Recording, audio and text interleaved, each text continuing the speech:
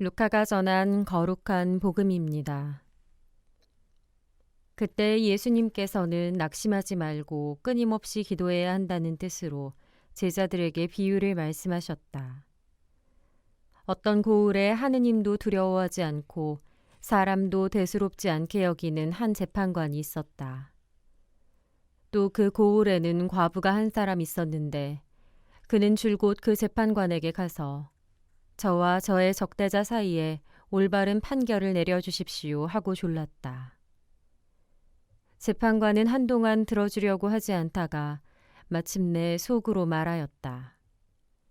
나는 하느님도 두려워하지 않고 사람도 대수롭지 않게 여기지만 저 과부가 나를 이토록 귀찮게 하니 그에게는 올바른 판결을 내려주어야겠다.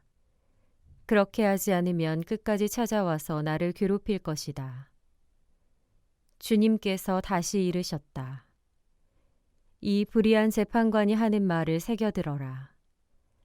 하느님께서 당신께 선택된 이들이 밤낮으로 부르짖는데 그들에게 올바른 판결을 내려주지 않으신 채 그들을 두고 미적거리시겠느냐. 내가 너희에게 말한다.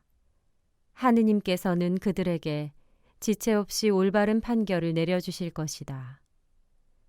그러나 사람의 아들이 올 때에 이 세상에서 믿음을 찾아볼 수 있겠느냐. 주님의 말씀입니다. 구약 성경에서와 마찬가지로 당시 과부는 의지할 곳 없는 가난한 이들의 대표적인 부류의 사람이었습니다. 오늘 복음에 나오는 불의한 재판관에게 올바른 판결을 내려달라고 청하는 과부는 물질적인 가난뿐 아니라 적대자로 인한 불의한 일을 겪고 있었습니다.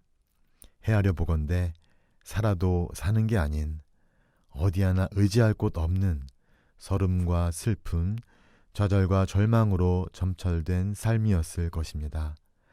그가 처한 이러한 극적인 상황은 당시 주님의 재림을 고대하는 이들, 왜 하느님께서 활동하지 않으시고 주님께서 오시기를 지체하시는가 물으며 빨리 오셔서 불의를 척결하시고 바로잡아 주시기를 기다리는 당시 사람들의 고민을 반영하고 있습니다.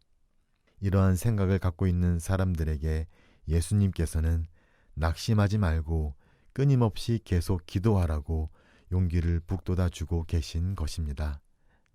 사실 우리가 처한 상황도 별반 다르지 않습니다. 우리도 그들 못지않게 불의를 경험하며 살고 있습니다. 우리가 겪는 가장 큰 불의는 우리가 인간다운 대접을 받지 못하는 것, 우리의 인격이 지닌 고귀함과 존엄함이 무시되는 것, 우리가 살아온 삶에 부합하지 못한 대접을 받는 것이 아닐까 합니다.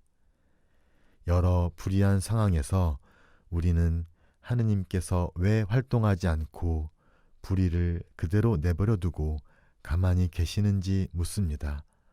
어서 오셔서 세상을 바로잡아 주시기를, 헝클어진 세상을 다시 조율해 주시기를 바랍니다. 그런데 과연 그분께서 오셔서 바로잡아 주실까요?